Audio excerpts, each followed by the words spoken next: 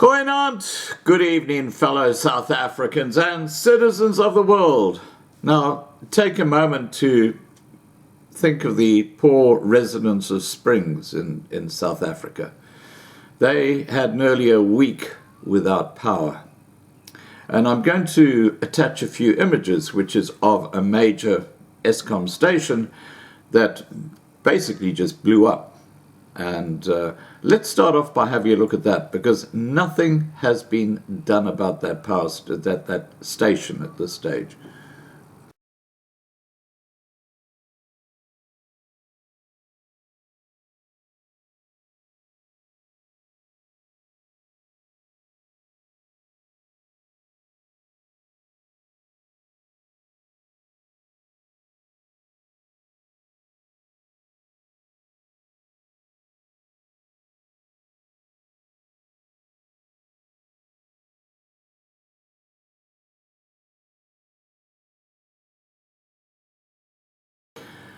Okay, now this is a letter written by Michael du Toit, who's the president of the Eastern Gauteng Chamber of Commerce and Industry.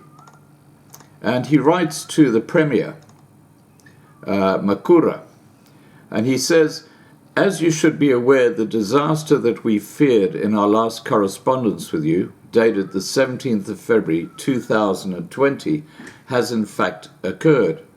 The substation 132 JVA, corner of South Main and Paul Kruger, Springs, crashed and literally burned down on Sunday the 16th of February 2020.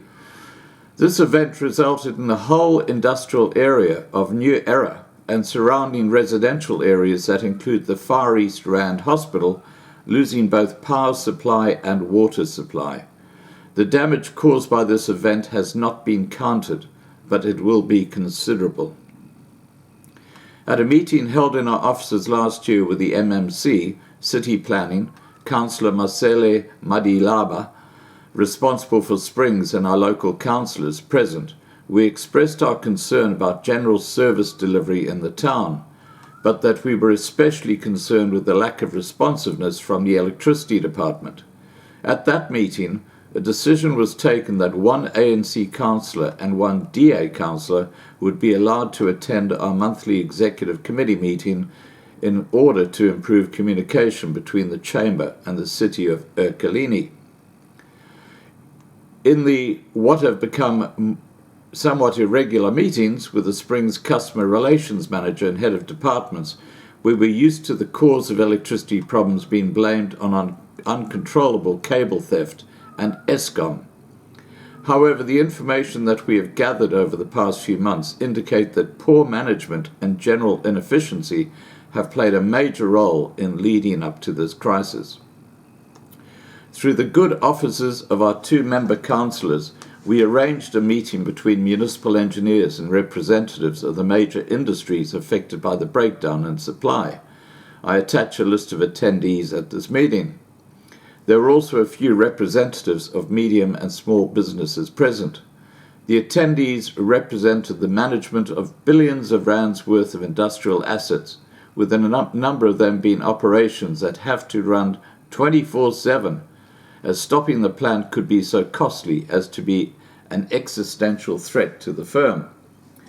We are very concerned that there does not seem to be an appreciation that the survival of these industries that employ thousands of people poses an existential threat to the town of Springs and its surrounding areas. Please understand that this is not an exaggeration. Fortunately, many of the larger companies have, thanks to the Eskom scandal, installed large diesel generators at great cost, capital and running expenses, to keep their operations ticking over. Small and medium-sized businesses often do not have this luxury, and some may already be likely to fail as a result of this extended period of no electricity. In the interim, we have been advised that the pump stations are running on diesel generators and that by the afternoon of the 18th, water supply had been restored. We were advised of this by Ms. Modige Dlamini, the acting electrical engineer, who with some of her staff members attended the latter stages of our meetings. We were expecting them at 1500 hours. They arrived in dribs and drabs from 1630, by which time many of our members had left. She had also advised that required equipment had been ordered to set up a temporary full supply of power that is expected to be delivered in 3 days. The estimated installation time being 4.5 days, putting us around Wednesday the 26th of February to be up and running. We wish to emphasize that this plan cannot be allowed to be held up by bureaucratic obstacles around tenders and insurance problems. This is an existential crisis for many firms and the town. Overcoming the immediate crisis over the next few days is our immediate priority. But once the current crisis is resolved, we would like an audit done with representative electrical engineers provided by members of the Chamber present of all substations in the Springs area, as we have very good reason to believe that this is not the only substation to be in a dire state of affairs. We also want a full inquiry to be undertaken to establish how a situation such as this could have been allowed to arise in a modern industrial city. P.S.